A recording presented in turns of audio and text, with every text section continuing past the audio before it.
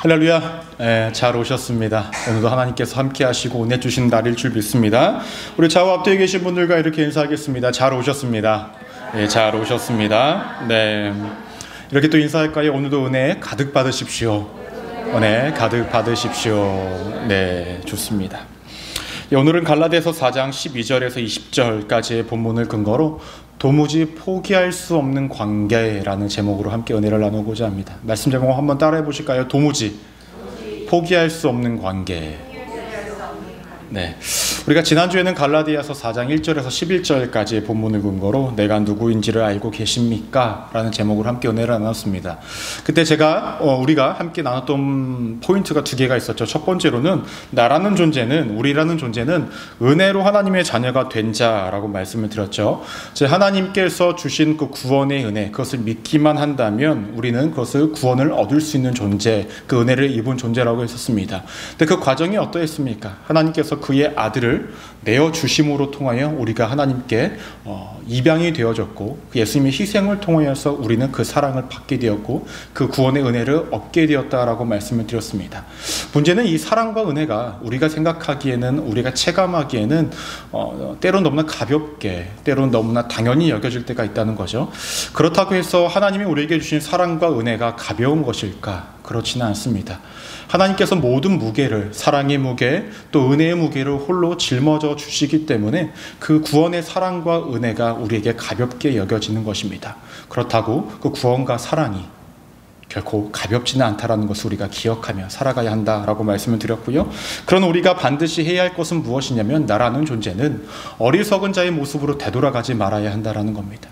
갈라디아 성도들이 믿음으로 구원을 얻는다라는 그 사실을 믿고 살아갔던 그들이지만, 사람들의 말에 따라서 그들의 율법을 지키기를 시작했던, 다시금 예전의 모습으로 돌아가려고 했던 그들의 모습을 바울이 지적을 합니다. 근데 이러한 모습은 당시에 갈라디아 사람들에게만 있던 것이 아니라 구약 성경을 보시면 이스라엘 백성들도 과거로 돌아가려는 그런 모습들이 있다는 거죠. 왜 그럴까요?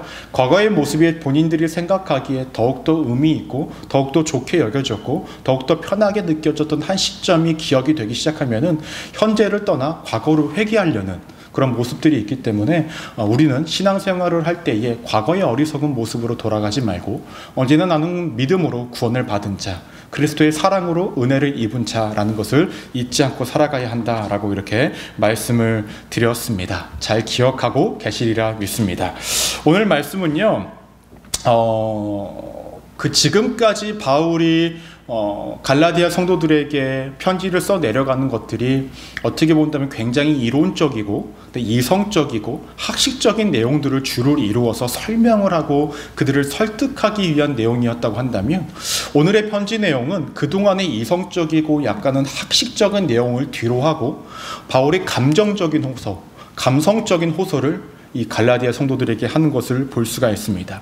그런데 여러분들 지금까지 갈라디아서를 보시면서 이러한 생각이 들지는 않으셨습니까? 바울이 갈라디아 교회 성도들에게 정말 많은 애착을 갖고 있는 것 같다, 조금 과할 정도로 많이 챙기는 거 아닌가라는 생각을 혹시 해보시진 않으셨습니까? 왜냐하면 많고 많은 지역을 다녔지만은 갈라디아 성도들에게 유난히도 더 많은 권면과 더 많은 설득과 그들을 향한 애정을 많이 표출하는 것을 볼 수 있기 때문에 그러합니다. 근데 오늘 말씀 갈라디아서 4장 12절에서 20절까지의 말씀을 보시면 이 갈라디아 성도들을 향하여서 바울이 왜 그렇게도 애착을 갖고, 애착을 넘어서 애증을 갖고 있고 어떻게든 그들을 설득하고 하나님께로 온전한 발걸음을 하기 위한 그 노력을 하는지를 우리가 엿볼 수가 있습니다. 12절 말씀을 보시면 이렇게 시작을 합니다. 형제들아, 내가 너희와 같이 되었은즉 너희도 나와 같이 되기를 구하노라. 너희가 내게 해롭게 하지 아니하였느니라 라고 이야기합니다. 첫 시작이 형제들아 라고 이야기를 합니다. 그전에는 막 나무라는 이야기를 했다고 한다면 형제들아 라고 하면서 친근한 표현을 하면서 이제 그동안에 있었던 자신의 감정을 이 갈라디아 성도들에게 쏟아내려고 합니다. 근데 그 첫 시작을 뭐라고 이야기를 하냐면 내가 너희와 같이 되었다라고 이야기합니다. 사실 바울과 이 갈라디아 교회 성도들과는 엄연히 다른 존재입니다. 그렇지 않습니까? 이 바울은 유대인이고 그다음에 갈라디아 성도들은 이방인입니다. 그런데 이 바울이 내가 너희 이방인들처럼 되었다라고 이야기를 해요. 무슨 말일까요? 고린도전서 9장 21절 말씀 우리 함께 한번 읽어볼까요? 시작. 율법 없는 자에게는 내가 하나님께는 율법 없는 자가 아니요 도리어 그리스도의 율법 아래에 있는 자이니 율법을 없는 자와 같이 된 것은 율법 없는 자들을 얻고자 함이니라 라고 얘기합니다. 간단하게 이야기를 하면 유대인에게는 유대인에게 행해야 하는 것처럼 바울은 살아왔고 이방인들에게 나아갈 때는 이방인들과 같이 살아갔다라는 거예요. 즉 바울이 갈라디아 성도들에게 나아갈 때는 본인도 이방인처럼 어떤 율법을 행하면서 그들에게 어떤 것을 강요하는 것이 아니라 믿음으로 구원을 얻게 된다는 것을 말하면서 그들과 함께 식탁 교제를 나누고 그들과 함께 어울리면서 살아갔기 때문에 뭐라고 이야기합니까? 내가 너희와 같이 되었다라고 이야기를 합니다. 그런데 중요한 것은 구체적으로 바울이 그들에게 어떻게 되기를 원하는 것이냐라고 말을 하는 거냐면 너네가 전에는 나와 함께 있을 때 내가 너희와 지낼 때는 우리가 정말로 믿음으로 구원을 얻는 자같이 살아가지 않았냐? 나는 지금도 변하지 않았다. 여전히 나는 믿음으로 구원을 얻음을 믿으면서 믿음으로 구원을 얻기 위해 애쓰고 노력하는 자로 살아가고 있다. 그런데 왜 너희는 지금 변하여서 율법을 행함으로 구원을 얻고자 하느냐라고 이야기를 합니다. 연이어서 이야기하는 것이 무엇이냐면 바울에게 해롭게 하지 아니하였다라고 얘기합니다. 처음에 너희가 나를 마주했을 때는 너희가 나를 해롭게 하지 않았다라는 거예요. 그럼 지금은 어떠한 의미입니까? 지금은 그때와 다르게 바울을 조금 마음을 해롭게 하고 있는 상황이라는 것입니다. 16절 말씀을 보시면 이렇게 언급합니다. 그런즉 내가 너희에게 참된 말을 함으로 원수가 되었느냐라고 얘기해요. 즉 현재 바울과 갈라디아 성도들의 관계가 이전에는 너무나 좋고 행복을 이루었던 관계였다고 한다면 지금 갈라디아 성도들의 변화를 통하여서 변심을 통하여서 지금 둘의 관계가 약간 원수처럼 약간 좀 걸끄러워진 그런 상황에 놓여졌다라고 이야기를 합니다. 그럼 과거에 구체적으로 이 갈라디아 성도들이 바울을 맞이했을 때 처음 만났을 때 어떻게까지 행동을 해줬었냐라는 거예요. 13절 말씀을 함께 한번 읽어볼까요? 시작. 내가 처음에 육체의 약함으로 말미암아 너희에게 복음을 전한 것을 너희가 아는 바라라고 이야기합니다. 바울이 1차 선교 여행 때 갈라디아 지역에 갔을 때에 바울의 몸 상태는 굉장히 좋지 않은 상황이었습니다. 병을 갖고 있는 상황이었어요. 어떠한 병이었는지는 정확히 알지 못하지만 많은 이야기들이 있습니다. 바울이 여러 지역을 다니면서 풍토병에 걸려서 그가 합병증으로 간질이 걸렸다. 또 두통이 심했다라고 이야기하는 사람들도 있고요. 눈에 병이 와서 안질이 걸렸다라고 이야기하는 사람들도 있고 또 어떠한 사람들은 바울이 이곳 저곳을 다니면서 유대인들로부터 매를 맞고 돌을 맞는 등 여러 가지 고통을 당하였기 때문에 그의 몸 상태가 성하지 않은 상태였기 때문에 이같이 썼다라고 이야기를 합니다.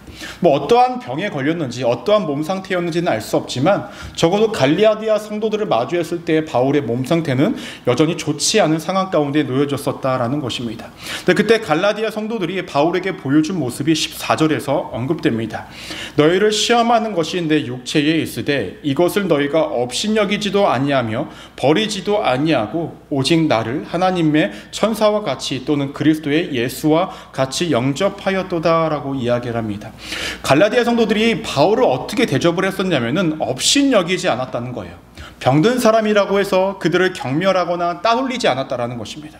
더 나아가서 버리지 않았다라는 것은요, 어떻게 한 건지 아십니까? 버리지 않았다라는 것은 침뱉었다라는 그런 의미예요.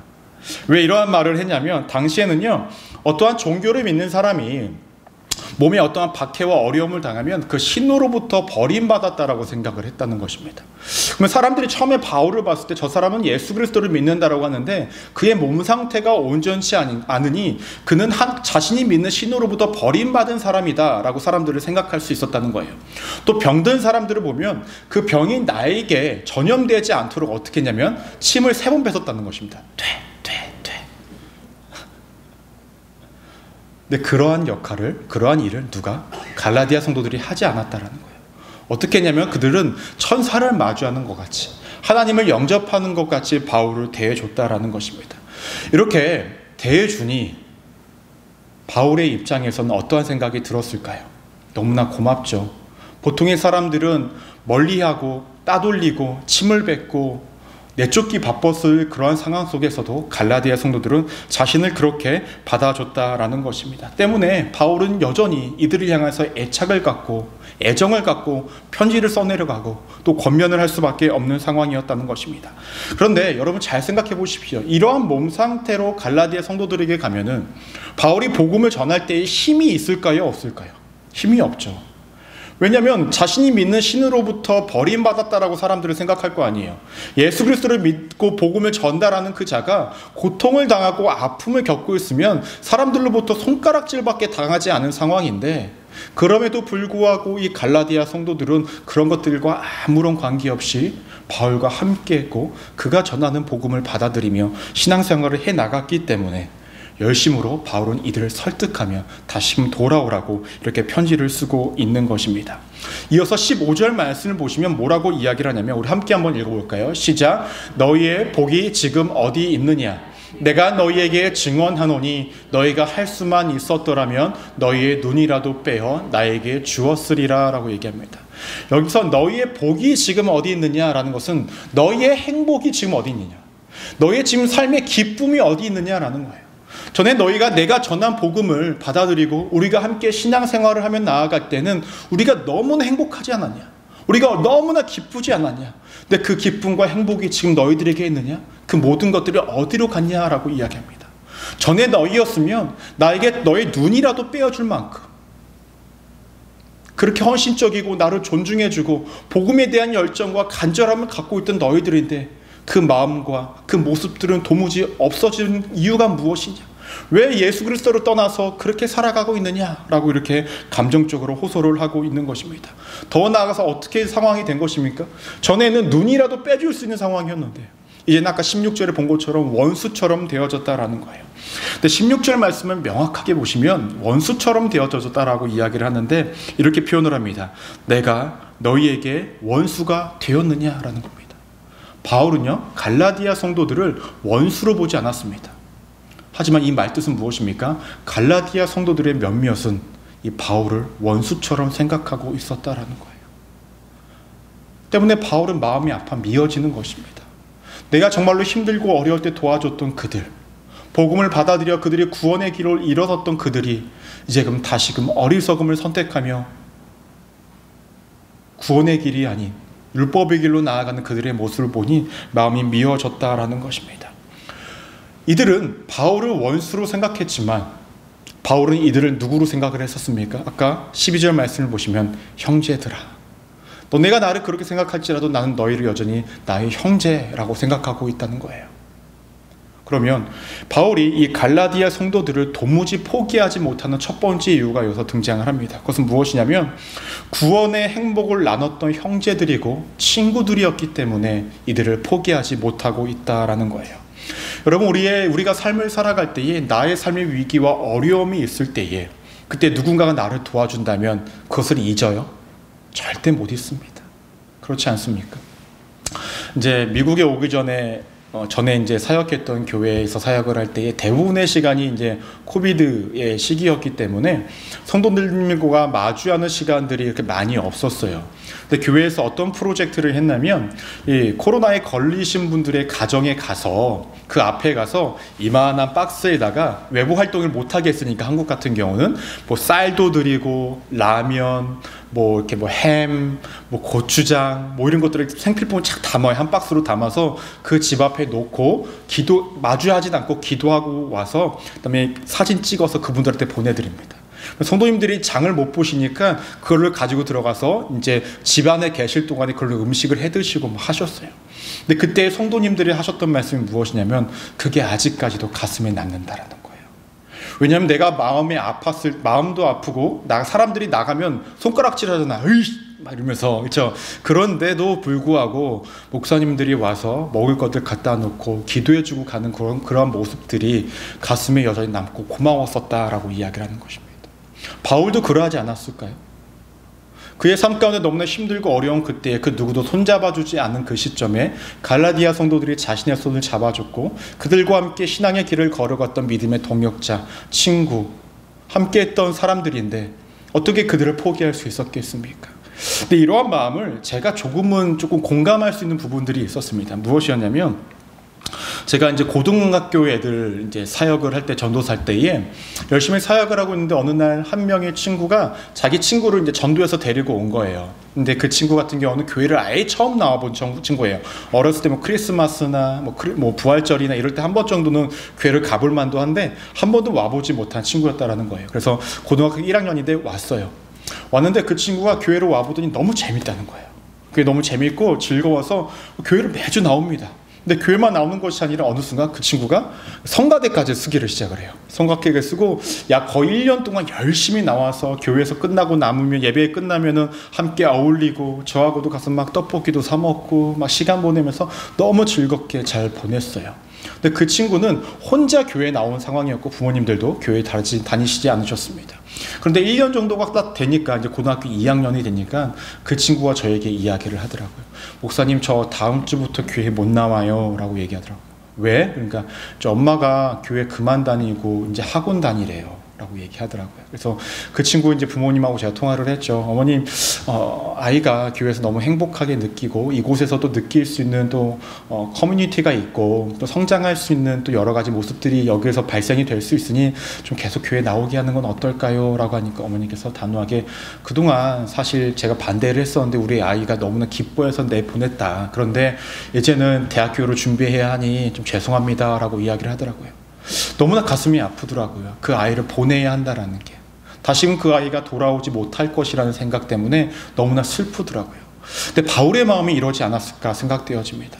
자신과 함께 신앙의 길을 걸어갔던 그 아이가, 그 사람들이 이제 자신의 곁을 떠나서 홀로 알아서 살아가겠다라고 이야기하고 바울과 등을 지겠다라고 하니, 더 나아가서 영적인 삶이 아니라 단순히 지식적인 삶으로 율법을 지키면서 구원을 이루겠다라고 하니 그의 마음이 얼마나 힘들었겠습니까? 때문에 바울은 이들을 포기할 수가 없었다라는 것입니다.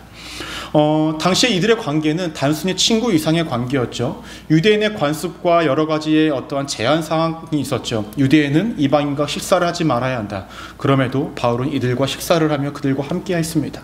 당시에 사람들이 병에 들린 사람에게 침을 뱉는 어떤 관습과 문화가 있었지만 그 모든 것들을 넘어서 바울을 받아줬던 갈라디아 성도들, 서로가 서로 간에 약간의 데미지를 감수하면서, 손해를 감수하면서 서로가 하나 되었던 그 친구의 관계들, 믿음의 형제들이었기 때문에 바울은 이들을 포기할 수 없었다라는 것입니다. 말씀을 이어서 보시면 바울이 이들을, 갈라디아서 성도들을 포기할 수 없는 두 번째 이유를 발견할 수가 있습니다. 17절 말씀으로 함께 한번 읽어볼까요? 시작. 그들이 너희에게 대하여 열심 내는 것은 좋은 뜻이 아니요 오직 너희를 이간시켜 너희로 그들에게 대하여 열심을 내게 하려 함이라 라고 이야기를 합니다. 당시에 이제 이 그들이라는 사람들이 누구냐면, 갈라디아서 1장 7절 말씀을 한번 우리 함께 읽어볼까요? 시작. 다른 복음은 없나니 다만 어떤 사람들이 너희를 교란하여 그리스도의 복음을 변하게 하려 함이라 라고 얘기합니다.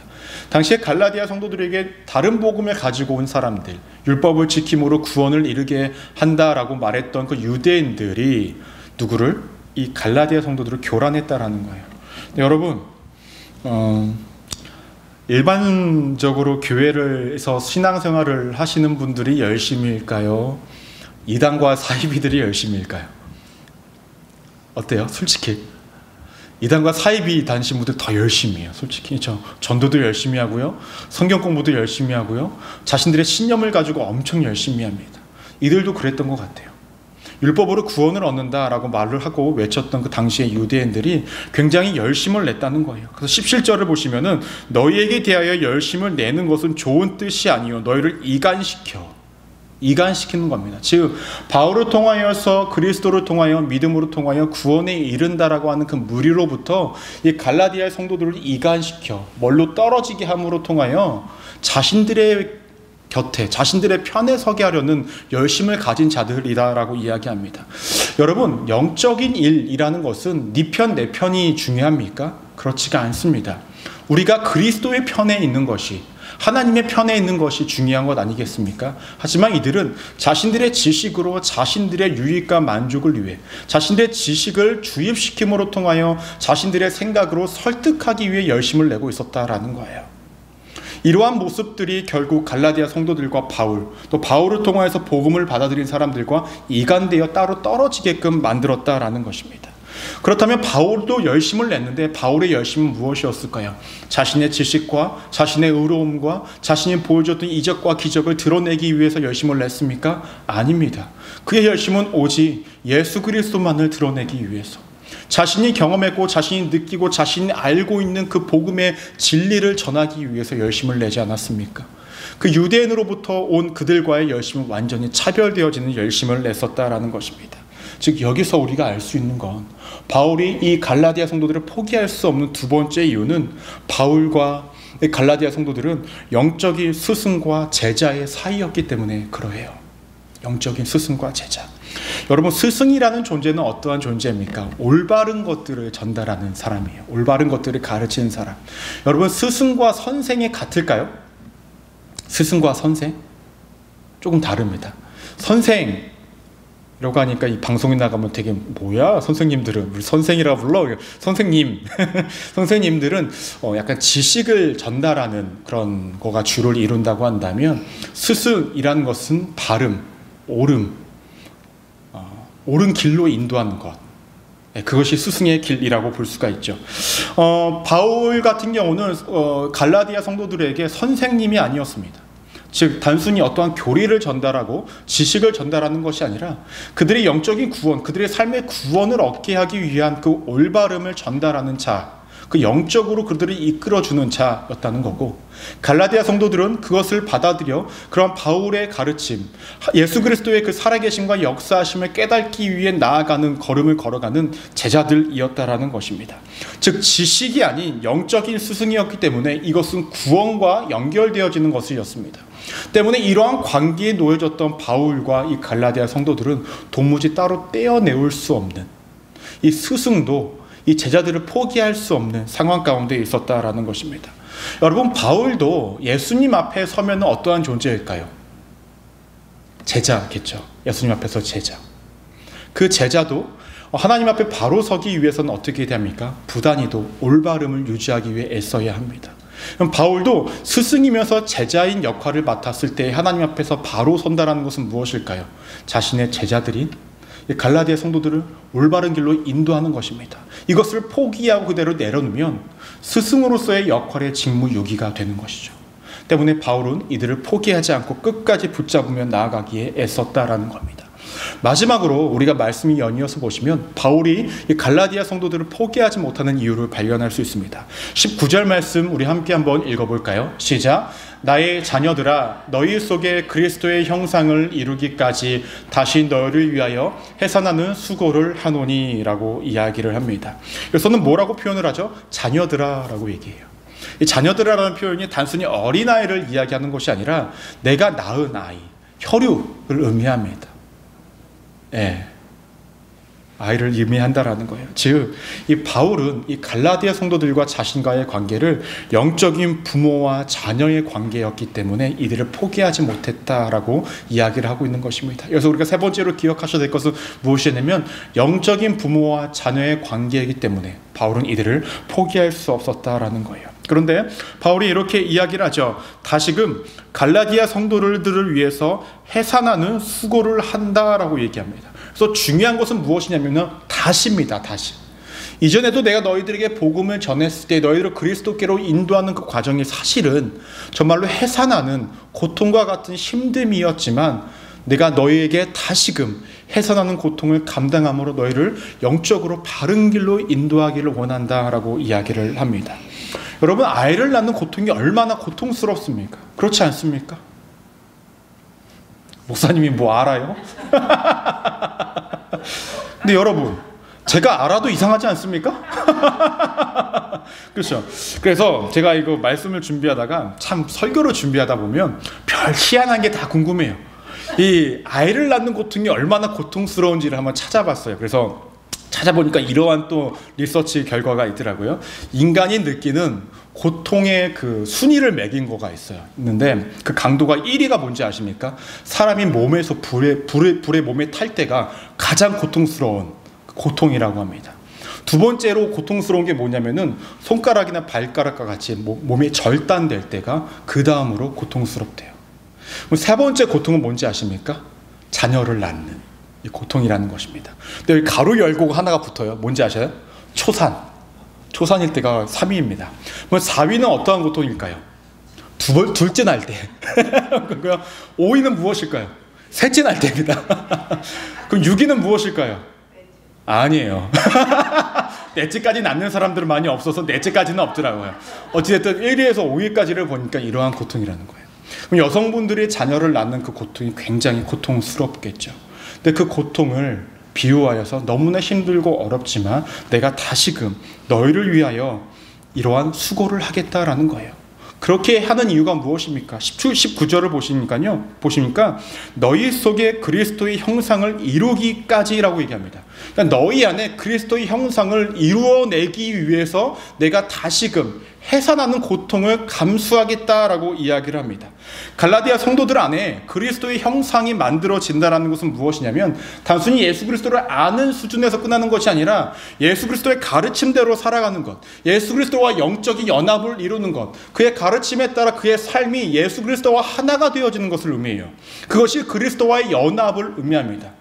근데 단순히 한 사람 한 사람에게만 그리스도의 연합을 이루는 것이 아니라 갈라디아 교회 모든 성도들이 그리스도와의 연합, 그리스도의 형상을 이루기를 하기를 원한다라는 거예요. 왜 이렇게 이야기를 하고 있을까요? 지금까지 제가 갈라디아서 설교를 하면서 많이 반복적으로 이야기했던 것이 무엇이었습니까? 바울이 복음을 전하고 예수 그리스도께서 복음을 주신 이유는 무엇이냐? 불일치와 나눔과 분리를 위한 것이 아니라 하나가 되어지고 연합이 되어지고 누구 하나 따로 동떨어지지 않고 다 모두가 같은 조건에서 하나로 구원에 이를 수 있다는 것을 이야기하지 않았습니까? 그리스도의 형상을 담는다는 것은 공동체 안에서 개개인이 그리스도의 형상을 닮은 믿음의 공동체를 이루는데 그 안에는 누군가는 오래전부터 예수 그리스도를 받아들이고 믿음으로 통하여서 신앙의 역량이 좀 더 크고 강한 사람도 있는 반면에 누군가는 이제 막 예수 그리스도를 믿고 그의 안에 살아가기 때문에 그의 역량이 작고 믿음이 약한 사람들도 존재하지 않을까요? 그들이 공동체 안에서 그리스도의 형상을 이루면 믿음이 좋은 자나 조금 그렇지 않은 자나 그들이 함께 이루어가면서 그 안에서 공생을 이루고 그 안에서 누가 높고 낮음을 따지는 것이 아니라 믿음이 있는 자가 믿음이 없는 자를 도와주고 믿음이 없는 자는 믿음이 있는 자의 도움을 통하여 그의 믿음이 성장되어지고 성숙되어지는 모든 이러한 과정이 너희 갈라디아 교회 안에서 이루어지기를 원하기 때문에 그것은 나의 원함이 아니라 예수 그리스도께서 원하시고 하나님이 원하시는 것이기 때문에 내가 그것을 위하여서 내가 다시금 해산의 고통을 감수하고 감내하겠다라고 이야기를 하고 있는 것입니다. 여러분, 우리가 신앙생활을 할 때에 명확히 기억해야 할 것이 있습니다. 그것은 무엇이냐면 개개인의 역량은 다 다르다라는 거예요. 하지만 우리가 믿음의 공동체 안에 있다면 때로 서로의 다름과 서로의 부족함과 서로의 누군가 조금 뛰어남이 어떠한 교만과 자만이 되어지지 않고 누구의 모자람으로 손가락질이 되어지지 않고 그리스도의 형상 안에서 하나로 일구어져야 된다는 거예요. 서로가 서로 손잡고 늦게 가더라도 좀 뒤쳐지더라도 함께 손잡고 끌고 갈 수 있는 것이 우리가 되어져야 한다는 것입니다. 그게 진정한 믿음의 공동체고 그것이 하나님이 원하시는 이 땅 가운데 일구시고자 했던 하나님의 나라의 모습이라는 것입니다. 바울은 그 모습이 갈라디아 성도 개개인에게 이루어지기를 원했고 개개인을 통하여서 믿음의 공동체가 그렇게 일구어지기를 원했다라는 것입니다. 여러분, 바울은 지금까지 갈라디아 성도들과의 관계 속에서 때로는 친구처럼 때로는 영적인 스승과 제자의 모습으로 때로는 영적인 부모와 자녀의 관계로 이렇게 생각했기 때문에 그들을 포기할 수 없었습니다.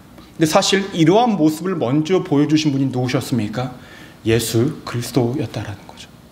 예수님께서 이 땅에 오셔서 인간의 모습으로 오셔서 그 누구 하나 버리지 않고 죄인이든 이방인이든 그들과 함께하면서 그들에게 친구가 되어주고 그들의 삶의 동역자가 되어주고 그들과 함께 걸어가는 인생을 살아가셨습니다. 더 나아서 그들에게 복음이 무엇인지 하나님이 어떠한 분이신지를 알려주면서 영적인 스승으로도 살아가셨죠. 더 나아가서 그 누구도 줄 수 없는 십자가의 은혜와 고통과 사랑을 주면서 영적인 부모로서의 역할을 예수님께서도 감당하셨습니다. 바울은 예수님의 그 모습을 봤기 때문에, 느꼈기 때문에, 알고 있기 때문에 이 갈라디아 성도들을 포기하지 못하고 본인도 그 역할을 감당하고 감수하고 감내하고 있다는 것입니다. 여러분, 우리가 신앙생활을 하면서 우리가 때로는 바울의 입장이 될 수가 있습니다. 누군가를 포기하지 않아야 할 때가 있어요. 그 사람을 다시금 하나님의 전으로 이끌어 나오고 그가 하나님의 뜻대로 바로 설 수 있도록 이끌기를 원하시는 것이 하나님의 마음일 때가 있습니다. 그때 우리가 그 사람에게 그 사람과의 관계를 기억해야 합니다. 때로는 내가 그 사람과의 관계 가운데 친구였고, 때로는 믿음의 동역자였고, 때로는 믿음의 영적인 스승도 됐었고, 말씀을 나누기도 하였고, 더 나아가서 그들을 품을 수 있었던 마음도 있었고, 그렇기 때문에 우리가 그 모든 사람들을 품고 나아갈 수 있어야 한다라는 거예요. 때로는 우리가 갈라디아 성도들의 입장이 될 수도 있겠죠. 주의전에서 열심히로 신앙생활을 하다가 어느 순간 나의 생각과 나의 잘못된 어떠한 믿음 때문에 주의전을 떠나서 살아갔다고 한다면, 누군가가 나를 그렇게 인도하고 나를 위해 애쓰는 모습들이 보이면 여러분 지체하지 말고 그들과 함께 신앙생활을 하며 나아가야 되지 않겠습니까? 그것이 믿음의 공동체이고 하나님이 원하시는 우리의 각자의 모습이라는 것입니다. 여러분, 우리가 어떠한 역할을 맡든지 간에 감당하든지 간에 우리는 기억해야 합니다. 하나님도 우리를 향하여서 도무지 우리를 포기하지 못하시고 끝끝내 붙잡고 계시다라는 것을 기억하십시오. 우리가 잘났든 우리가 못났든 그 모습과는 관계없이 하나님은 우리의 친구가 되어주시기도 하고 나의 스승이 되어주시기도 하고 나의 부모가 되어주시기도 하기 때문에 그분은 우리를 끝까지 포기하지 않으신다라는 것입니다. 신앙생활을 하면서 우리에게 정말로 큰 은혜가 무엇인지 아십니까? 다시의 은혜가 있다는 거예요. 다시의 은혜. 그게 뭐예요, 목사님? 우리가 죄악의 길로 빠진다 할지라도 하나님께서는 우리에게 다시 그 은혜를 주십니다. 우리가 하나님의 그 십자가의 사랑과 은혜를 우리가 기억하지 못하고 내 멋대로 내 뜻대로 살아간다 할지라도 하나님은 다시의 은혜를 우리에게 허락하십니다. 바울은 그 은혜를 받았기 때문에 이 갈라디아 성도들에게 다시의 은혜를 나누기를 원했다라는 거예요. 여러분, 이 교회의 문을 나가고 다시금 여러분들의 삶의 자리로 돌아가셔서 누군가에게 다시의 은혜가 필요한 분들이 있다고 한다면 그 은혜를 나누십시오. 내가 조금은 해상하는 아픔과 고통이 있다 할지라도 나를 위해 누군가도 해산의 아픔과 고통을 겪었다라는 걸 기억하시면서 다시의 은혜를 나누면서 도무지 포기하지 못했던 그 관계를 끝까지 붙잡아 아름다운 신앙의 길로 인도하시는 우리 믿음의 성도님들의 바른 사명의 길을 걸어가시기를 주님의 이름으로 간절히 축원합니다. 기도하시겠습니다.